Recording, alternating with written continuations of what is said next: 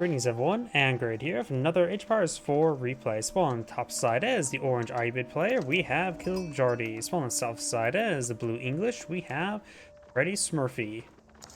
On a side note as well, this is actually my second attempt to cast this replay because I realized at first my microphone was unbound in OBS.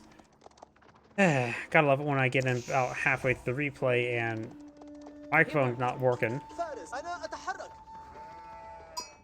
It's a little bit disheartening, but either way, when it comes to map generation, the English player does have both deer deposits and the boar here, so quite a bit from this region. The English player may be eyeing to collect it up. And up here, we do have both deer deposit up here for orange. However, boar is way over here, but he's Islamic. He does not eat Pumbaa.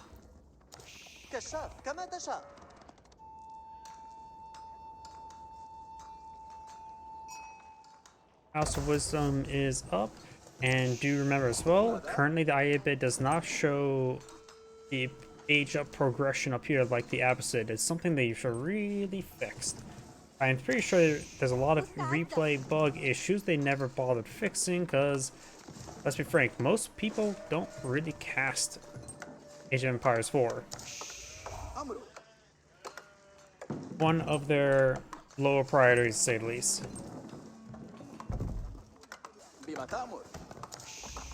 Lumber camp being built. Heavy Kings going on up. We do have the military wing reinforcements, so we are going to see some Desert Raiders in the field. Desert Raiders do beat the King in 1v1 combat. They have about half the health, while in a 1v1 comparison, half the health, but more than twice the DPS. In fact, it's like almost 3 or 4 times the DPS. So the king only has to try to keep the villagers crowd on and harass them around, and the Desert Raiders could do whatever he so choose if they only go for these extra units. Each player is eyeing for a large amount of stone, so the English player is eyeing for a secondary town center.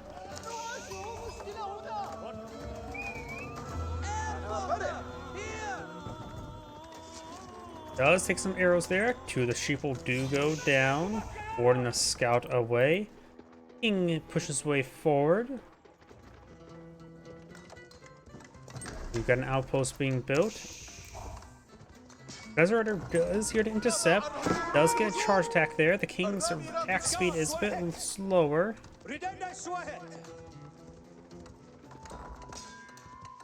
Yep, attack speed is even slower than a crossbow cannoneer. And the charge attack is only 19, so it does take quite a bit of slight, or that's probably with after the camel unease debuff. So it does take quite a bit of hits there just to kill off one villager. So it's not as quick as most other things. Even Keshiks can kill, and Sofas can kill faster than that. Does use a scout there to sort of body block the Desert Raider. Good micro there on the Desert Raider. Initiate the firing the arrow and then keep on moving.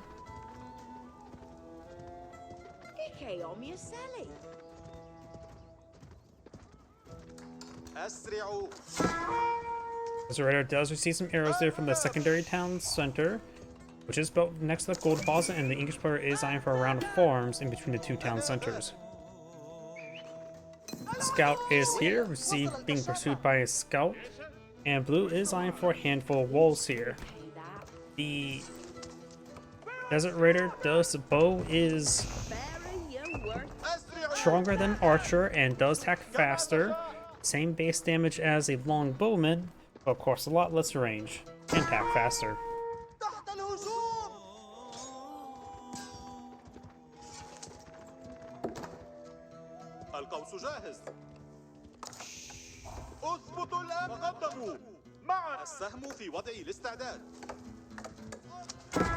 Does get some arrow hits there. Good damage there onto that camel. And the Ayyubid player, it seems like he's already aged up. Let's keep this selected. It's pretty common for the Ayyubid player to fast castle against the English player. Generally they go for economic growth in order to help even out the villager count, because that will actually put his villager number ahead and even out the secondary town center effect. But in this case, he is going for the Cultural Wing Logistics, which will give him 3 dervishes. The 3 dervishes allow him to quickly claim relics on the map, so he's going to try to offset his opponents, eventually going for enclosures research with his own with gold generation from the relics, I'm guessing. 3 dervishes could net him to capture up every single relic on the map, which could be very, very nice to have. But he will get at least 3, most likely 4. The 5th relic, the safe one that's for blue, is actually grabbable. The king's now taking a bit of damage here, nothing too significant. He will keep his distance. He does move slightly faster than these desert raiders.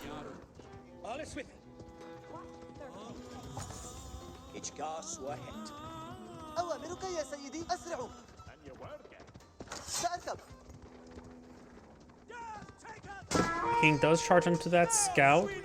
Longbowman firing away because the raiders have no inherent mid-range armor, so longbowmen are a decent counter to the desert raider. This one is a little bit wounded now. He can fall back to Abbey to get some good health regen. The Abbey does provide 6 health regen per second to out-of-combat units.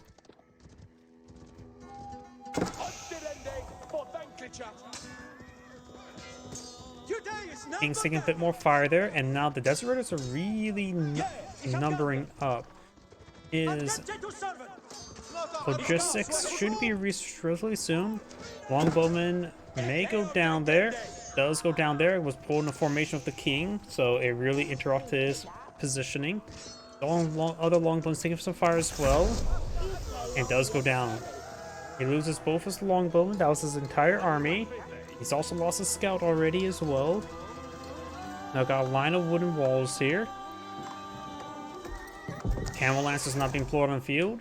It may be worth it to still get the Desert Raider research. It is relatively cheap and does offer a little bit more bulk to the free Desert Raiders. I don't know exactly when you should go for that, and some of these areas are quite wounded. Luckily, his dervishes can now heal faster, which is really a worthless effect in most situations. And now we do have the White Tower not being built. And to also side note as well, this is roughly where I realized my microphone was not working, or was not recording in my previous attempt. So now, I don't know what is in the future. The White Tower is being constructed. We do have a number of cannon launchers pushed forward, 3. Local doggo receiving some bites, or sending some bites. Some villagers there cooking up the berries as well.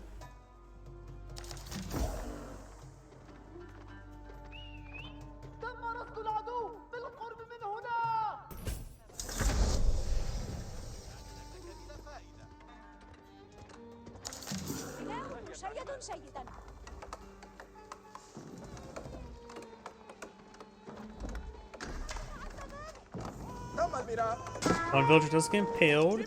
The king does get a little bit more damage thanks to the age up. Now it's at 26 damage for the lance attack. Villagers do not have textiles, so in theory, if he somehow gets 2 lance attacks in a row, he can 1-shot or 2-shot a villager. 6 sites being captured on up. We do have 3 claimed and 2 picked up by orange, so he may get every single relic.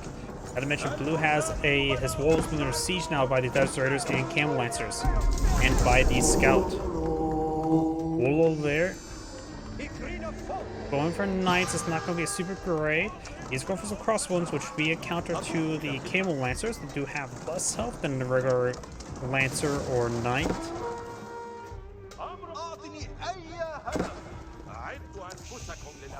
Got some idle villagers here. No longer collect deep. But right now, Desert Raiders also are not classified as heavy, so they will not take bonus damage to crossbows. But they have no range armor, so they will still be hurt quite good. Quite badly. They can be shot. Either way, we do now the knight there. Another knight here trying to get this dervish. He has claimed 4 relics. That's the last one on the map. More farms going on up. Oops. Villagers backing on off. Bit of damage there on these Camel Lancers. Desert Raider almost goes down as well. This knight does go down to the camel lancers. This desert raiders engaged in the knight in 1v1 combat.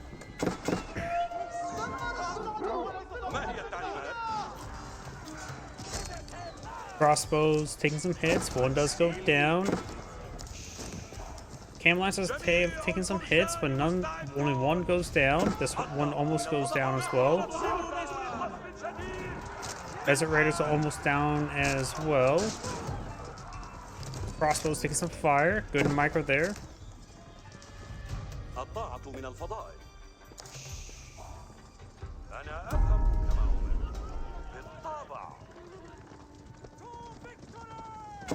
King is providing some health regen. Some of these crossbows are quite wounded. Oh, no charge actually there. Does pull back the 2 wounded crossbow. Crossbow does go down there. Golden Age tier 2. Normal crossbows do go down, but so do all these camel lancers and desert raiders. If you're a camel lancer charged by 4, we'll find the White Tower. A subsidiary to the White Castle fast food brand. 3 barracks now going up, probably eyeing for some spearmen. So English players are known for good man-at-arms with having pretty good armor. At this point in time, he's fighting against a bunch of mounted units. Spearmen are the way to go, in my opinion.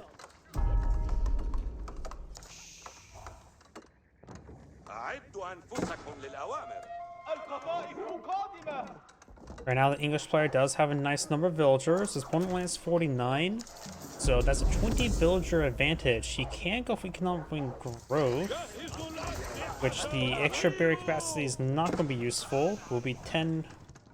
Oh, instead it gives all villagers work 10% faster, so it doesn't give extra capacity, but which makes sense because at this point in time you're going to consume all the berries.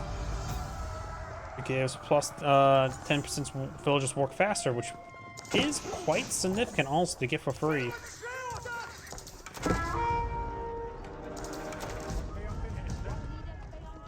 I have no trader wing of Fire is not half bad to get some extra beefy units. Though camels are not beef, it still will apply to them nonetheless. Trader wing Bazaar, I have no idea at this point in time for that to be useful.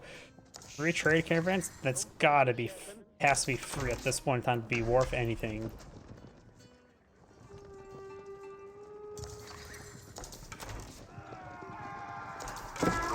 Crossbows get some good hits there.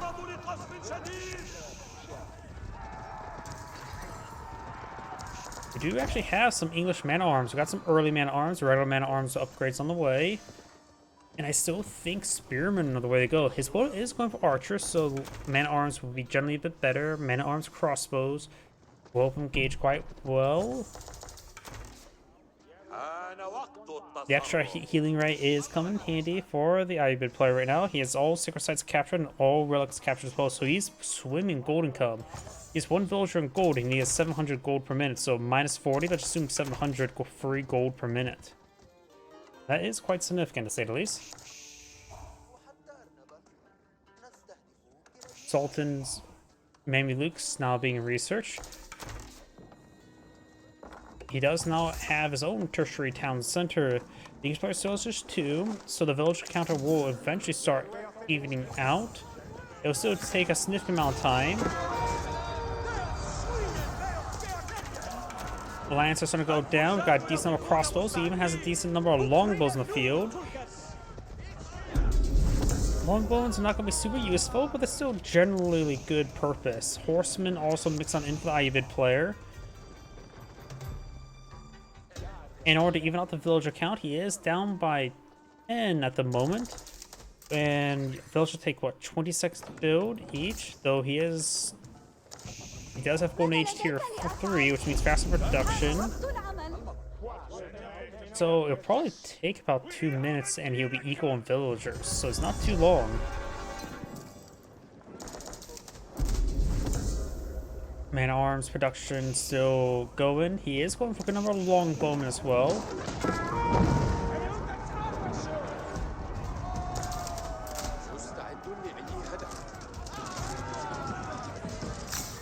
King does get killed. King is dead. No king's being placed, so the king wouldn't be no longer with the king. Mangonel is getting some great damage there, starting to fall back. Horsemen and Camel Lancers are engaging. No individual counter for them in the form of Spearman, but we've got a good number of archers in the back line, so Spearman will have a bit of trouble there. Mangonel is still getting some hits there on the longbowmen and crossbows. The horsemen are slowly going on down.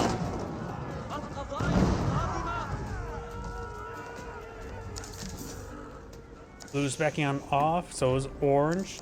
Right now, blue does have quite a bit of kill value advantage over orange. Army values are roughly similar. All the Camel Lancers are now down. I wonder...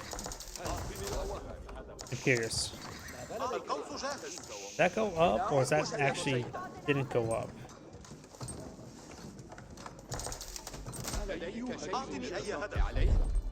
And maybe the stored value may not be 100% accurate. I don't know if it properly calculates those free desert raiders.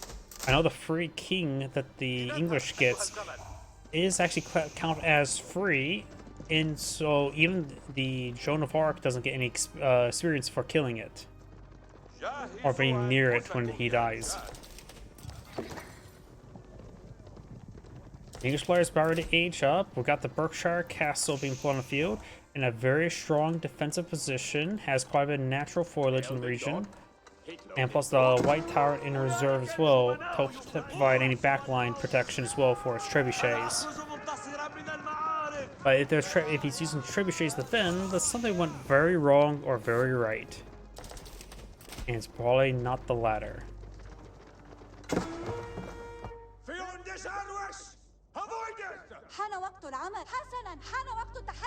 Villager getting hit by that man-at-arms. I wonder, did we see the age up? Nope, not just yet. He has consumed all of his resources. No age up. You do not have the veteran horseman research on the way.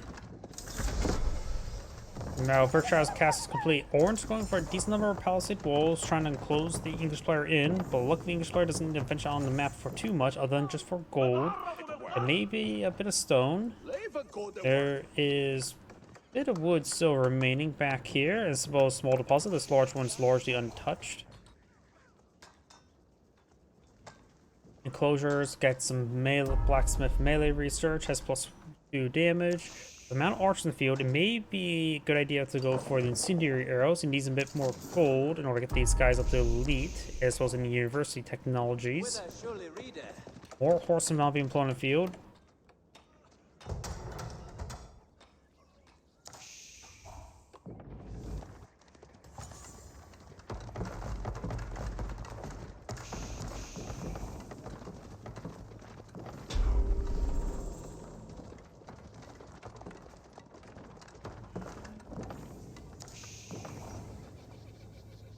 Orange could try for a bit of trade as well. His traders are discounted. And right now, Orange does have more villagers than the opponent. He's almost at pop cap, needs another 20 population. English players eyeing for more and more horsemen. The elite horsemen are reaching the way, so his first elite upgrade is going to be the horsemen. I was going to sworn it's going to be the man-at-arms. That will be eventually on the way. We may see biology now, since it's going for elite horsemen. Villager goes down, finds the Berkshire Castle. Spring Golem placement does fire away.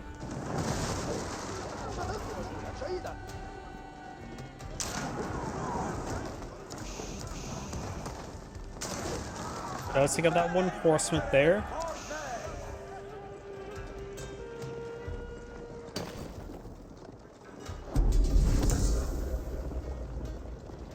Horseman dancing up way up here. That Desert Raider could go down quite quickly. Try and peel them off. We got a number of villagers here that could go down. That'll also slow down his horseman from advancing forward. Horseman annihilates all those villagers, barring that one around the walls. The rest of his force is still trying to engage. We got some of his own horsemen here, and Desert Raiders and Camel Lancers. So we'll find a good number of forces there. Villager guy for a arrow or two. Got a keep going up here, trying to help secure the gold. Orange trying to beat green, steal this gold here.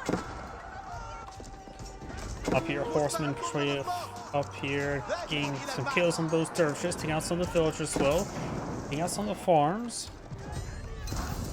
Gold's only slightly touched.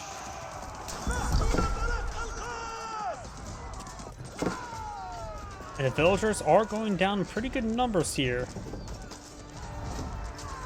Not enough room for all these villagers. That is the secondary town center, as well as right here. Primary town center's way over here.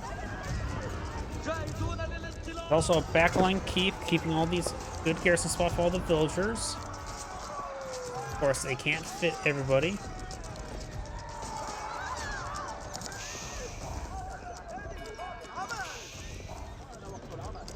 We killed off nearly 20 villagers with these horsemen. Or well over 20 villagers, I should say. Another round of horsemen here, which will find a good number of ranged forces. Maybe engaging them could be quite useful. They're outnumbered quite significantly. Trying to take out more of these villagers now. Nope, runs by those ranged forces, goes straight for the villagers. We do have the biology research right now.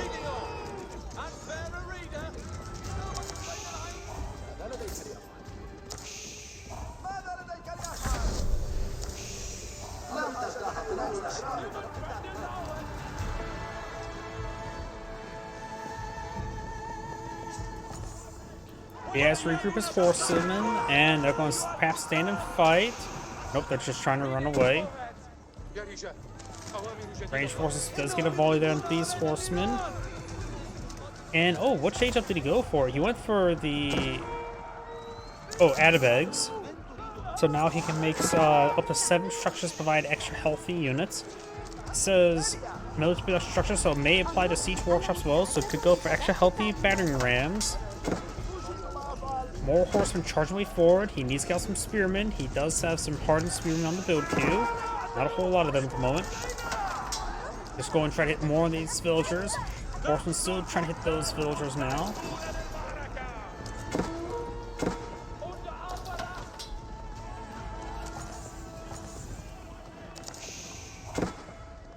More of these villagers going down, breaking through some of these walls.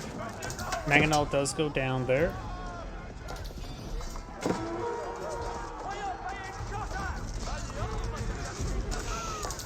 Villagers going to go down as well.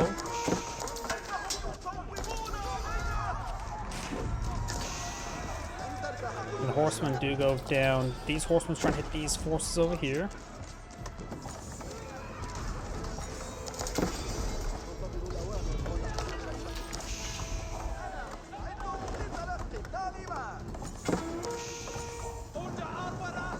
Trying to torch down some of these walls.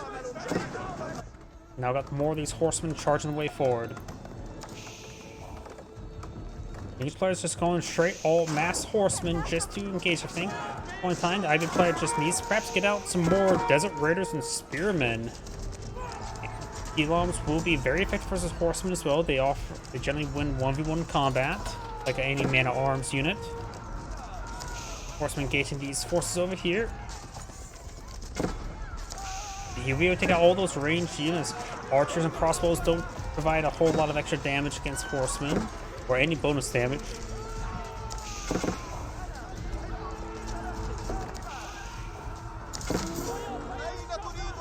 Desert Raider there. More of these horsemen over here starting to go on down.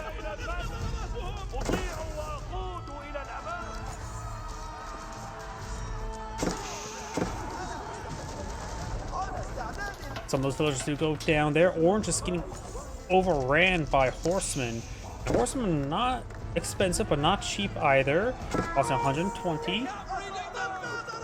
But honestly, him going for horseman composition is probably throwing the Ayyubid player for a real big loop, because English players go for man-arms. Right now, he does have enclosure research, so he's stockpiling a decent amount of gold. And he does have, and English do have great food economy to support horseman production. And their wood investment is very cheap. So this is a very sustainable build for English, like man-at-arms. Which is also not reliant on gold, and so this costly raiding like this is doing quite well. And as mentioned beforehand, his opponent was anticipating a man-at-arms production, not a horseman production. We do got a cannon placement here. That will put some holes in these horsemen.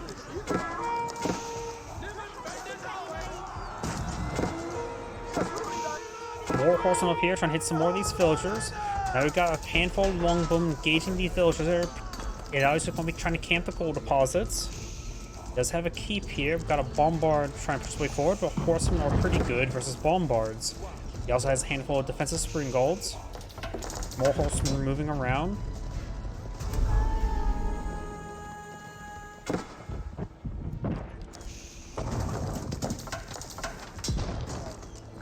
Outpost is starting to go on down as well.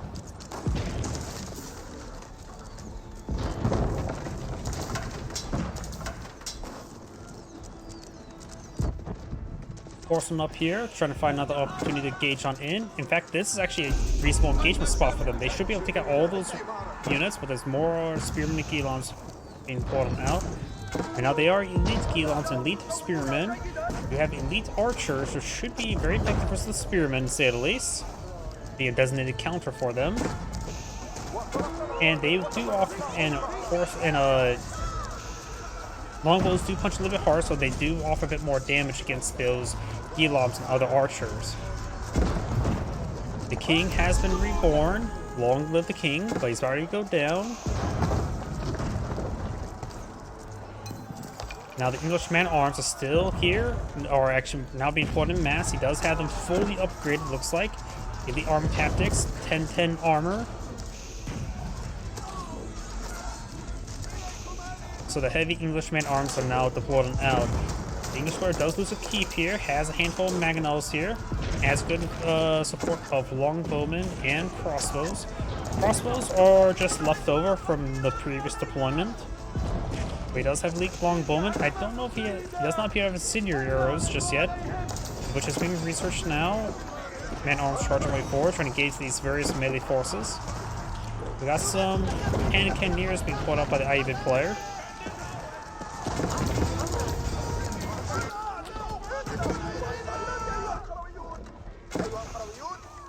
Those not getting hit by these horsemen.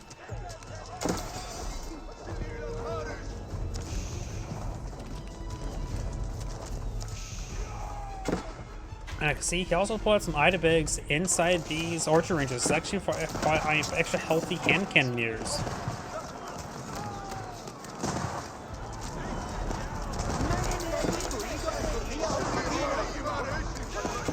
Longbowmen, more horsemen still charging way forward.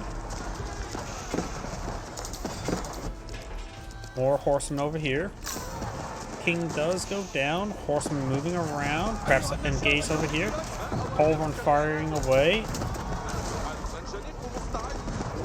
Mangonel does get a decent hit there. Bombard firing. Pushes his way forward. Maybe a little bit too far forward. Does have 40 range armor, so can withstand quite a bit of abuse. But hand cannoneers do have more than that damage. 44 damage. And with Sultan's Mameluke, they get a little extra benefit as well. Actually, that was with Sultan's Mameluke. He does not have chemistry.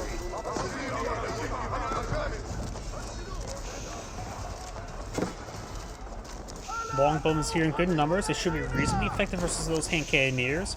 They may have less DPS than them, but they will have a lot more range. So we get some good shots onto those hand cannoneers. Gilons are pretty forward, but in small numbers, they will get ripped apart. Right now, the longbowman's damage is 14, which will punch through the Gilon's armor a little bit better. It's not gone for the air, and Orange is back to the game. That's Angrade saying, thank you for watching, and on to the next replay.